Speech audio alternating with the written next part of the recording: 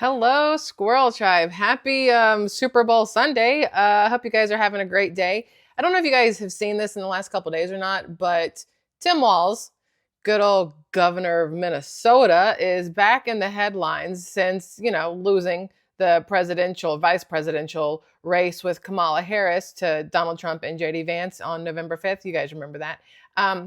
We haven't really seen or heard from him in a little while. And he has finally done his first post-loss interview on MSNBC, of course, with Rachel Maddow being, the main person that most lefties want to have their interviews with, it seems. But he was on her show, and we talked about Tim Walz a lot during the election process, the months leading up to it, and how we were very confused on how he was picked as the Democrat vice presidential nominee or vice presidential person to run alongside Kamala Harris for president and vice president, like the duo of the United States. You thought to yourself, well, with Kamala Harris being as not very educated in the ways of the country, that they would pick somebody as a vice president who would have a stronger grasp on reality being number one, but also on just common sense and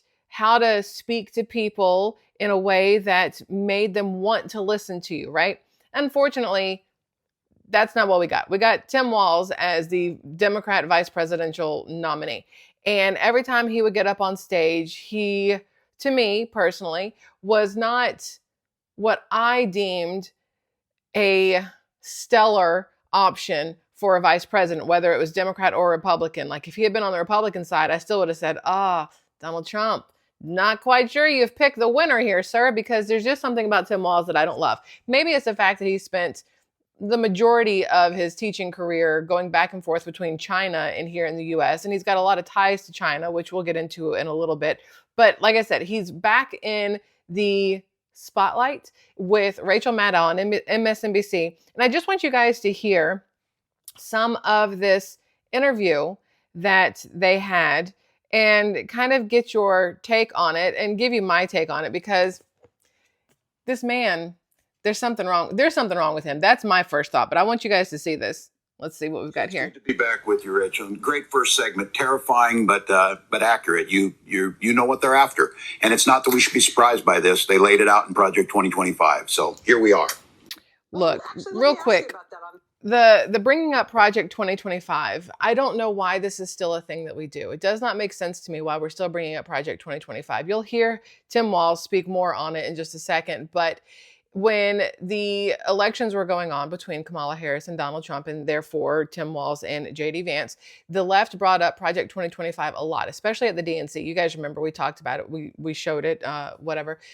They brought up Project 2025 a lot. And the left seems very confused on what Project 2025 actually is versus what Donald Trump is doing that is not part of Project 2025, but may have similarities. They want to say that right now, because Donald Trump is going through and basically cutting the fat. That's how I would phrase it. Cutting the fat in government. They're equating that to Project 2025 and the dismantling of all, government entities, which is not the case. Donald Trump has to come in as a new president and do a audit of this country. It's what we would expect. It's what if Kamala Harris had won, she would have been doing the exact same thing, just, probably a little differently, because she would like to benefit the Democrats who have been laundering money, whereas Donald Trump is trying to stop the laundering of money and the spending of trillions of dollars outside of these borders for things that do not make sense. Some of those things being just the amount of relying that we do on other countries. I've talked about it so many times. We rely on so many countries for so many things. And it's like, but why? We have our own borders. We have things in our own borders we could be, digging up for ourselves or making for ourselves or growing for ourselves. Why are we shipping all of our money out to another country and importing their stuff? Anyway, Tim Walz, again, back here with Rachel Maddow, just talking a whole bunch of trash. Listen.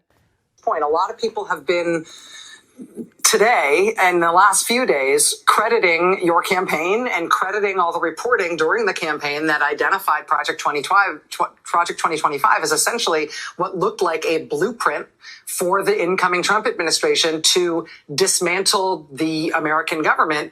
They denied it. They said they had nothing to do with it, said they'd never heard of it. Does it seem to you like that's actually what they're doing? Well, real quick, number one, they never said they'd never heard of it. Donald Trump said he wasn't part of it. Those are two totally different things. And it's the little lies that the left tells that we have got to pay attention to. When they tell you that we need to rely on other countries for things, that's not true. What that means is they have their hands somehow in pockets of other countries that they're getting kickbacks from. Same thing with, we've talked about in the last couple of days, Elizabeth Warren and Bernie Sanders and everybody with the whole confirmation of RFK Jr., how they didn't want him confirmed. It's because they are getting huge kickbacks from pharmaceutical companies. Of course, they don't want somebody to come in who's going to change how the pharmaceutical industry is run because it's going to hurt them in the long run.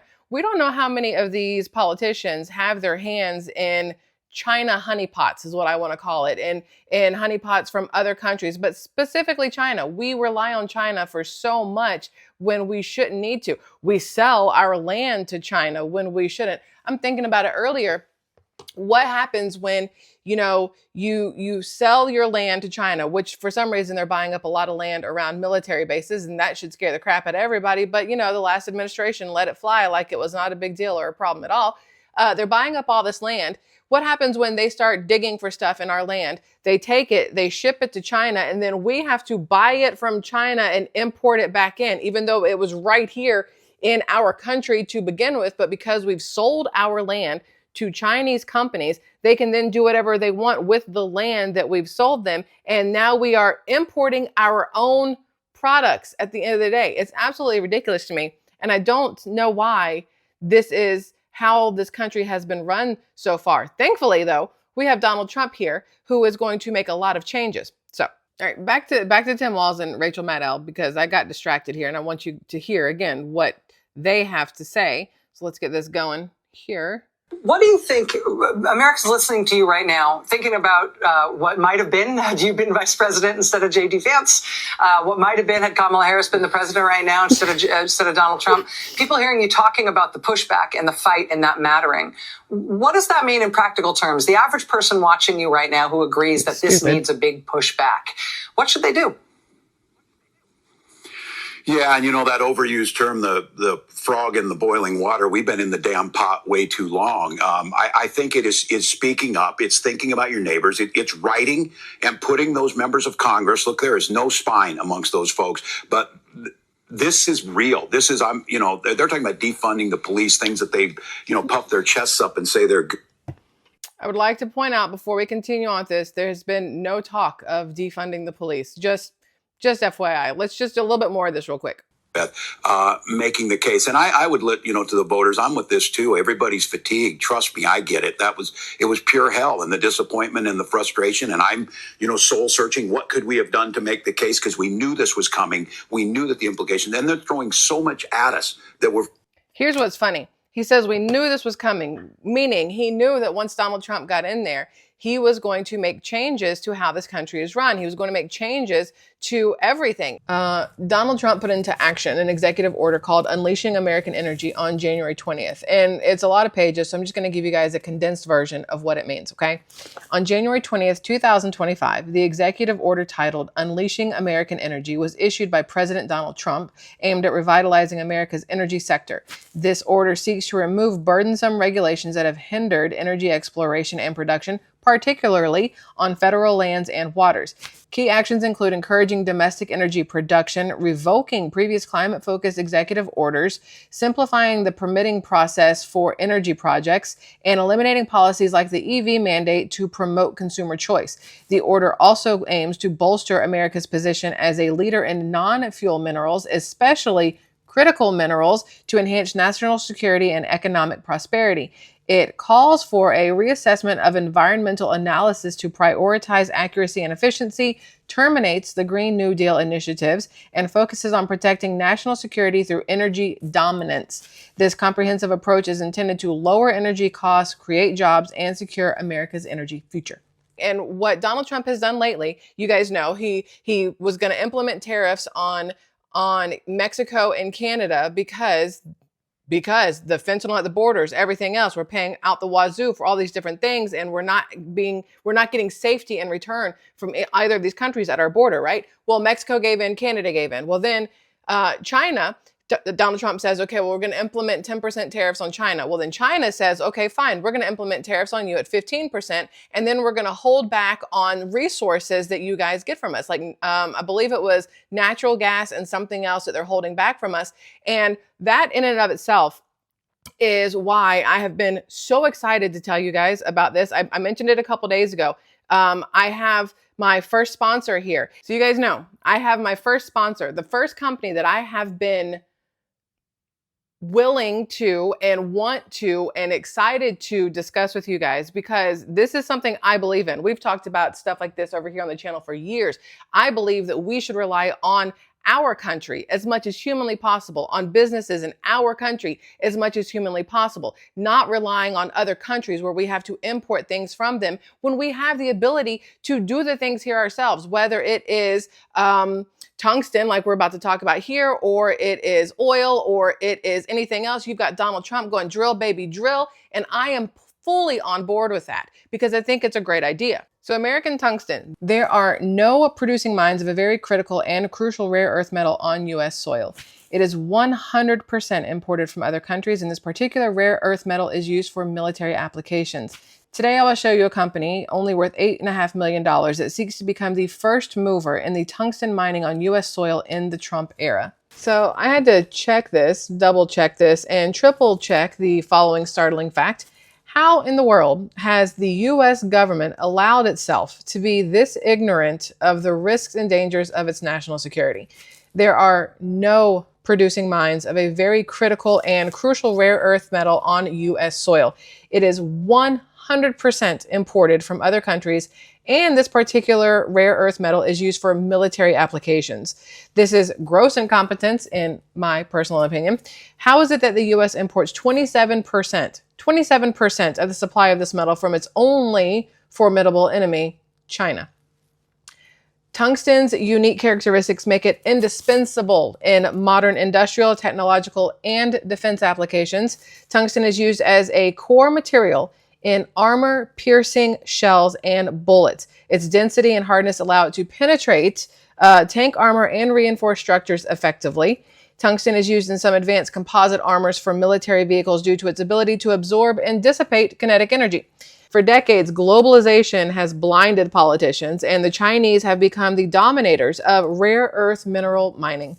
I believe there's never been a better time to hold American-based tungsten stocks.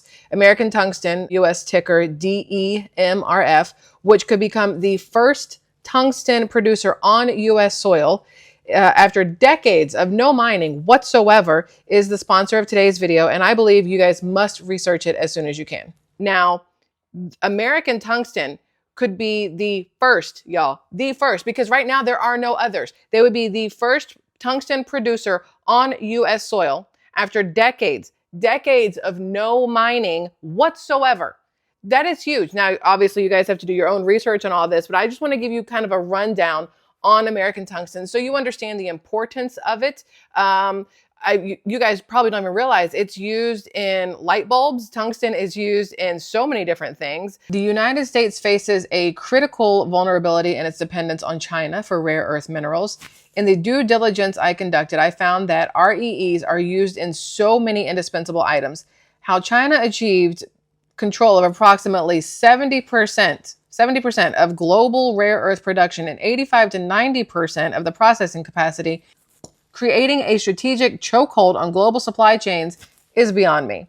This dominance, though, is not accidental. Over decades, China has strategically invested in mining, refining, and exporting rare earths while undercutting competitors with lower costs, forcing many U.S. operations to shut down. The U.S. now has only one operational rare earth mine, Mountain Pass, California, and it relies on China for refining the ore into usable materials, which is a glaring weakness. It doesn't mine tungsten, though.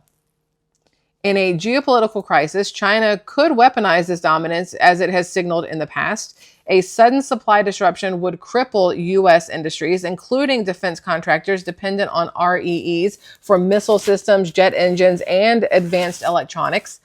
Transitioning to domestic production is slow and costly, leaving the U.S. highly exposed.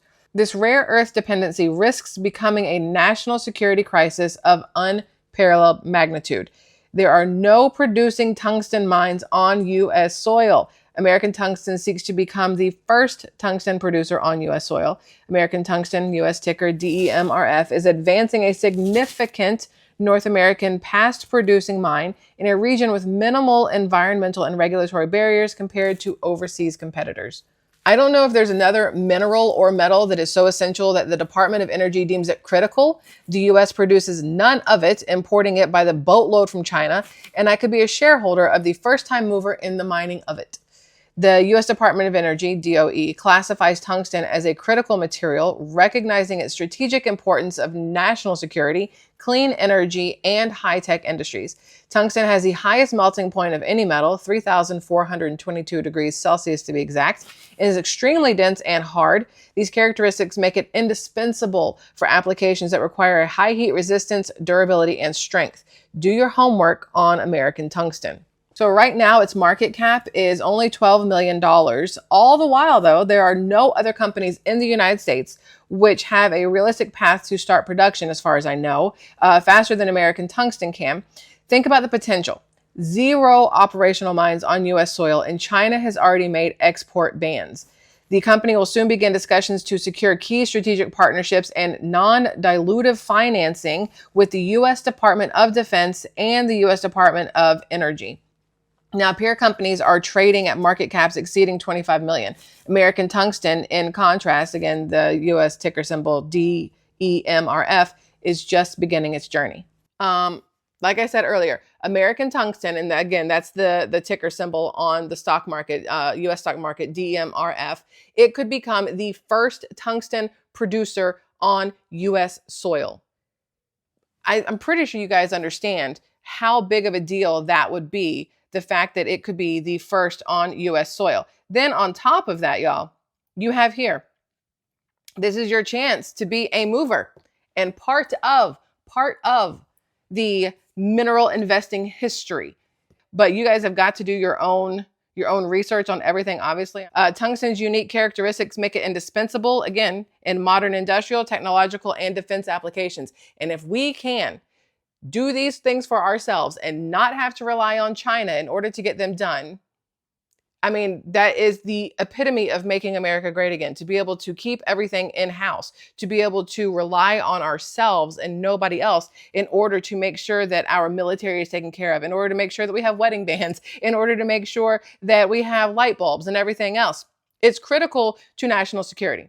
And at the end of the day, it is critical to national security that we have our own ability to dig for our own tungsten, and again, not rely on China to send it to us. Because if China, for some reason, wants to get into any kind of altercation here with the United States, and they know that us using tungsten is going to make it so that we can make the bullets or build the tanks or do these other things, what are they going to do? Because again, there are no producing tungsten mines on U.S. soil.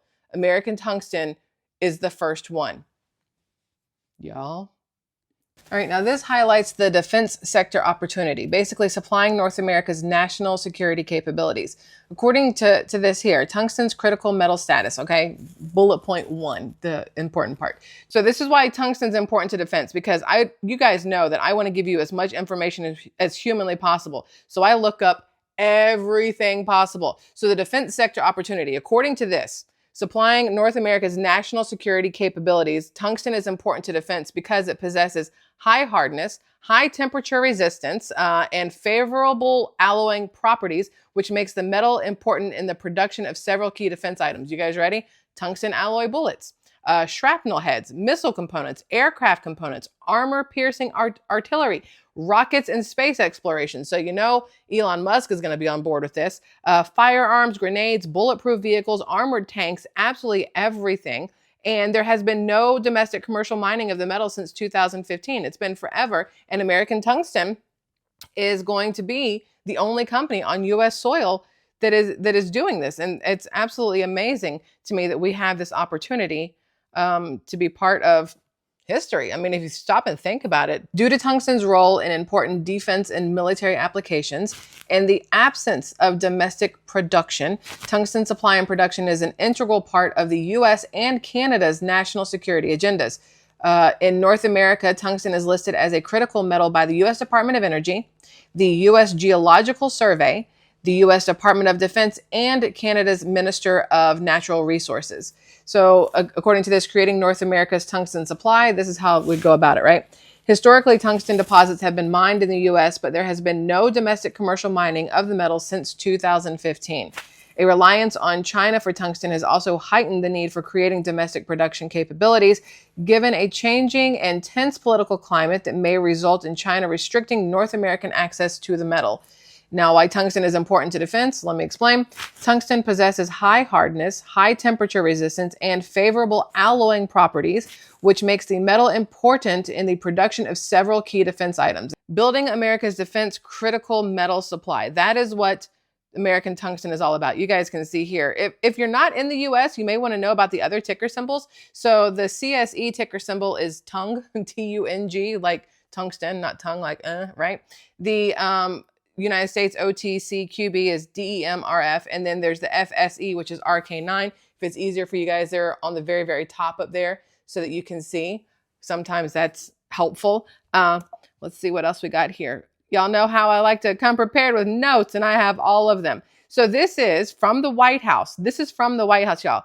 Presidential actions unleashing American energy. This was an executive order, January 20th, the day that Donald Trump signed or was sworn into presidency.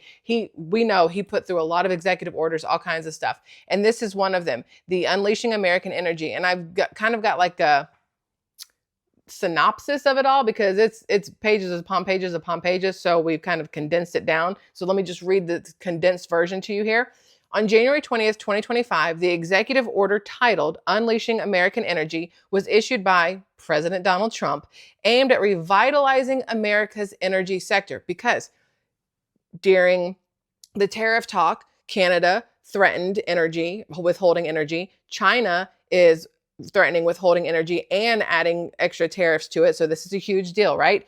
This order seeks to remove burdensome regulations that have hindered energy exploration and production, particularly on federal lands and waters. Key actions include encouraging domestic energy production, revoking previous climate-focused executive orders, simplifying the permitting process for energy products, and eliminating policies like the EV mandate to promote consumer choice. The order also aims to bolster America's position as a leader in non-fuel minerals, especially critical minerals, American tungsten, hello, and to enhance national security and economic prosperity. Again, this all just falls hand in hand, like it works so well together. It calls for a reassessment of environmental analysis to prioritize accuracy and efficiency, terminates the Green New Deal initiatives, thankfully, and focuses on protecting national security through energy dominance. That is what this is about. Dominating the industry. You can't dominate the industry if every other country is doing it and you're not. Then you are just, what are you? You're just a bystander of the industry. You're not a dominator. You're not any of this stuff. You are just, I wouldn't say it's a little bitch, but I don't think you can say it like that. But this is huge. Being able to finally do these things on our soil again, thanks to this executive order by President Trump, thanks to companies like American Tungsten helping together to make America great again. Come on, y'all. It says this comprehensive approach is intended to lower energy costs, create jobs, and secure America's energy future. How much, anyway, y'all, I'm excited about this. There are some people who are going to be like, oh, we shouldn't drill. We shouldn't do this. We shouldn't do that. We should rely on all the other countries to do these things for us. Those are called Democrats. We don't listen to them. We want to make America great again. And in order to do that, we have to bring back jobs to America. And drilling is one of those. Mining is one of those. Being self-sustaining is definitely something that is extremely important at the end of the day. Let's see what I have here. I am a mine project at a glance. Legacy asset with historical tungsten production and optionality to explore for significant molybdenum. I don't know how to say these words.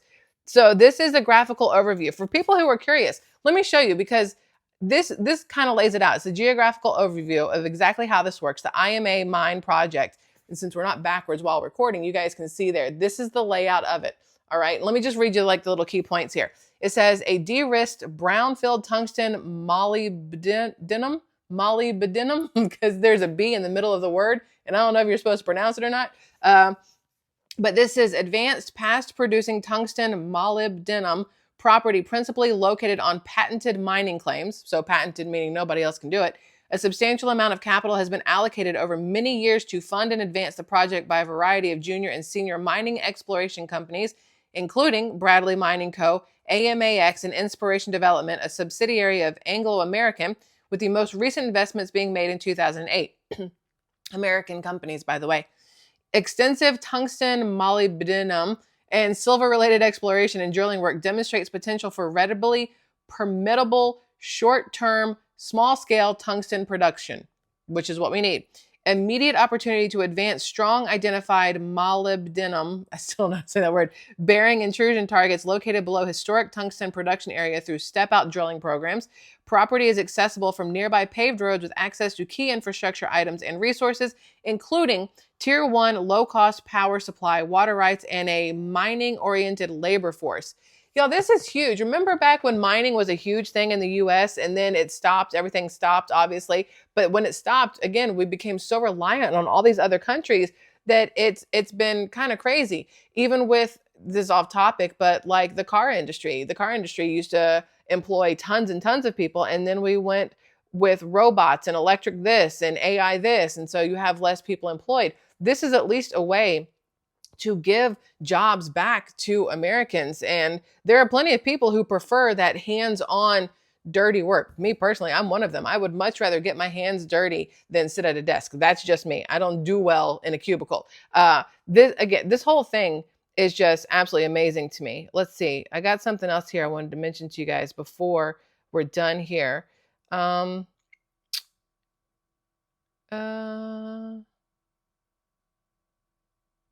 Oh, yeah, this. Listen, you guys might not know this, and most people probably don't know this. It's not like it's talked about or it's like hugely whatever, but over the decades, China achieved control of approximately 70% of global rare earth production and 85 to 90% of the processing capacity, creating a strategic chokehold on global supply chains. That is crazy. I don't even understand how that happens. Like, did every other country just go, we'll let China deal with it because we don't want to? Not realizing that at the end of the day, that they now are at China's whim, like whatever they want to do with these rare earth metals and rare earth elements, they have all the power, 85 to 90% of it at least. The dominance, it's not accidental. China knows what they're doing. They are strategic in the things that they do. They have strategically invested in mining, refining, exporting rare earth minerals while undercutting competitors with lower costs, forcing many U.S. operations to shut down. Then they come here and buy up our land so they can still do what they want to do. Not okay with that, personally. The U.S. now has only one operational rare earth mine, and that's in Mountain Pass, California. It relies on China for refining the ore into usable materials, which is a glaring weakness, and it doesn't mine tungsten. It mines other stuff, but China is the one who is doing all the refining. So again, it's not a American company made in America, mined in America, made, you know what I mean? If everything end up going back through China, that defeats the purpose. So in a geopolitical crisis, China could weaponize the dominance, which we already talked about, as it has signaled in the past. A sudden supply disruption would cripple U.S. industries. You guys remember how the last couple of years went when we couldn't get toilet paper in. People lost their minds over toilet paper and numerous other parts. There were cars, the car manufacturers couldn't do anything because we were waiting on chips that were coming from across the ocean instead of being able to make things here. And you know, because tungsten's just the beginning. There's plenty of other rare earth elements and rare earth metals that we have here in our borders that we could go for and not have to rely on China at the end of the day. It says this includes defense contractors, dependent on REEs or REMs for missile systems, jet engines, and advanced electronics. Transitioning to domestic production is slow and costly, leaving the U.S. highly exposed. this rare earth dependency risks becoming a national security crisis of unparalleled magnitude. And it really does. The farther we go, where everything relies on some sort of rare earth element, rare earth metal, if we are consistently relying on China to bring it over to us or sell it to us or whatever else, we're kind of, I mean, we're on their leash. And that's not a place where I personally want to be. So American Tungsten is going to become the first tungsten producer on US soil. To be the first. I mean, you know what I mean? You can say, I'm the first. I started this. The next company that comes along is because I paved the way for them, or I mined the way for them, if you want to get like real technical with it, which is, again, it's really cool. It says here, American Tungsten, again, the US ticker, isn't that what it's called, is DEMRF. They are advancing a significant North American past producing mine in a region with minimal environmental and regulatory barriers compared to overseas competitors. Again, about 4.5 hours outside of Boise in Idaho, American Tungsten is ready to hit the ground running and become the very first tungsten mining company on US soil. US soil, no longer relying on China. I don't know if you guys are as impressed by that. I think impressed is the word I want to go with, because it is impressive to be able to build up that sort of ability, knowledge, wherewithal. I don't know if that's the right word or not, to go after this, to understand how necessary this is, how much this is needed, and get the backing for it, and continue having people invest in it so that we can make this happen. That's huge, right? China has recently, I'm sure you guys know this, but they recently banned the export of key high-tech materials with potential military applications to the United States. We don't want to rely on China anymore. We're tired of relying on China. We do not want to rely on them. We want to be self-sufficient. We need to become a self-sufficient country. So that's what I have about that.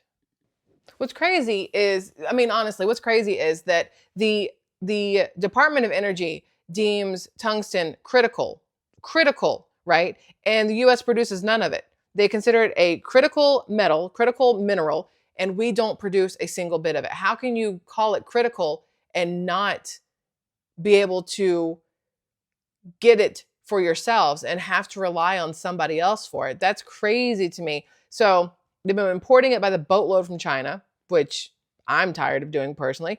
And I'm excited because I could be a shareholder in the first mover of the mining of tungsten, in American Tungsten. I could be a shareholder in the very first company to ever do it on US soil. And again, it kind of feels like I was one of the first ones to invest in Apple. I was one of the first ones to invest in Tesla. You know, it gives you that sense of, I did something good here because look what's come of it. Like, for those people, they've made a shit ton of money. This one, I'm going to be helping America. Like, at the end of the day, you're helping America be great again. Anyway, so the U.S. Department of Energy, the DOE, you guys know, they classify tungsten as a critical material, recognizing its strategic importance to national security, clean energy, and high-tech industries. What's crazy to me is, after all the fires that we've seen, whether it was Lahaina or the ones in California, you see all these cars melting, these houses melting, everything melting except for blue trash cans. Not the point. But tungsten has the absolute highest melting point of any metal. 3,422 degrees Celsius. It's extremely dense and hard. These characteristics make it indispensable for applications that require high heat resistance, durability, and strength, like, I don't know, tanks, airplanes, things like that. Again, y'all do your homework. American Tungsten, stock ticker US DEMRF. Do your homework on it. Look into it. Understand exactly what it's about. Decide for yourselves how you feel about it, whatever. I'm bringing it to you because I think it's great that they are trying to make America great again by working towards helping us not rely on China. Out of all the countries, there's one country I would like to rely on the least. It is China. So, and again, the whole reason I'm thinking of China is because of Matt Walz and his massive tie to China and everything that he has going on in Minnesota. It's just, ugh. Their CEO, Murray Nye, he has an amazing grasp on exactly what this country needs, which is to be independent of countries like China, to be able to make America great again through using our own resources through employing U.S. citizens to mine for the tungsten, to do all the things that are necessary to make sure that we have what we need to help build our military equipment, to help make wedding bands, my husband's wedding band, to help make parts that go into light bulbs, all kinds of things. And like I said, tungsten and diamonds are the two hardest things on earth. And if we have the ability to mine tungsten here and not have to rely on China, boo. Yes, please. Yes, please. So again, I believe there's never been a better time to be part of American tungsten stocks, but make sure you guys are doing your own due diligence. Look it up for yourself. Again, the US ticker is DEMRF. Look it up, read into it, understand it, and then thank me later. Anyway, speaking of Tim Walz, we dodged a bullet there, y'all. We dodged a massive bullet because if Kamala Harris and Tim Walz had won the presidency and vice presidency of the United States, you know what we would not be doing? Drill, baby, drill. We would be relying heavily on other countries forever. They would never want anything here because it would be all about Green New Deal this and whatever that, and just, it would have absolutely sucked. But I'm very curious if the people in Minnesota are going to re-elect Tim Walz the next time elections come up, because I don't see why anybody would want him as their governor. That's just me. I don't understand how he was elected to begin with. He is the man who wants tampons in boys' bathrooms and has little kids dressed up as, you know, rainbows for the gay parades. And I mean, that's whatever. But it's gonna be interesting to see how long Rachel Maddow stays on MSNBC, or how long MSNBC stays on the air, because there's more and more people, I feel, that when they watch things like Maddow and Tim Walz, that even they are going, what are you talking about these days? Because it all just seems so incredibly far-fetched. Look, let me just show you this. Look. You know, we spent 3 days, you know, debating, having them trying to debate that President Musk gave a Nazi salute. Of course he did. What's crazy to me is, number one, he says President Musk. That's disrespectful as shit to President Trump, number one. Number two, gave a Nazi salute when there are videos all over this internet showing Tim Walz doing the exact same thing that Elon Musk did. AOC did the exact same thing. Kamala Harris did the exact same thing. Joe Biden did it. Obama did it. Numerous people. You are taking the love from your heart, right? That's what they were trying to do, and like throwing it out to the crowd. Yet, if you only focus on that 1.5 second of movement, it can look a certain way. What's crazy to me, though, is Tim Walz sitting there throwing Elon Musk under the bus, saying, oh, yeah, that was definitely a Nazi salute, blah, blah, blah, blah, blah. Knowing good and damn well on the campaign trail with Kamala Harris while walking out on stage, he did that at least 4 or 5 times in 4 or 5 different cities. But they're hoping that their base, the Democrat base, is still kind of dumb enough not to understand that they're being lied to or pay attention to any of it. It doesn't make sense to me. It does not make sense to me how Rachel Maddow still has a platform and how people want to hear what Tim Walz has to say, y'all. Anyway, that is all. I hope you guys enjoyed the Super Bowl, because that's coming up in a little bit, I'm sure. What we have, the Philadelphia Eagles and the Kansas City Chiefs, which feels like, when was it? Not last year, but the year before, where it was them in there. And then that Kelsey dude retired from the Eagles. He played against his brother in the Chiefs, the whole thing. So it'll be interesting to see if this year the Eagles get to win, which would suck for Jason Kelsey, I guess, since he's not playing anymore. But Taylor Swift is going to be there, because I know people give 2 craps about that. But Donald Trump is also going to be there. Donald Trump is going to be at the Super Bowl later. So whether you like football or not, it might be worth watching just to see Donald Trump and hear the cheers that he gets, because I am curious if he gets more cheers than Taylor Swift. So I will be watching that. Y'all let me know later on if you watched it or not. Don't forget to check out, do your own research on American tungsten. First tungsten mining on U.S. soil. I'm here for it, baby. I'm here for it all day long. Make America great again. I love y'all. Goodbye.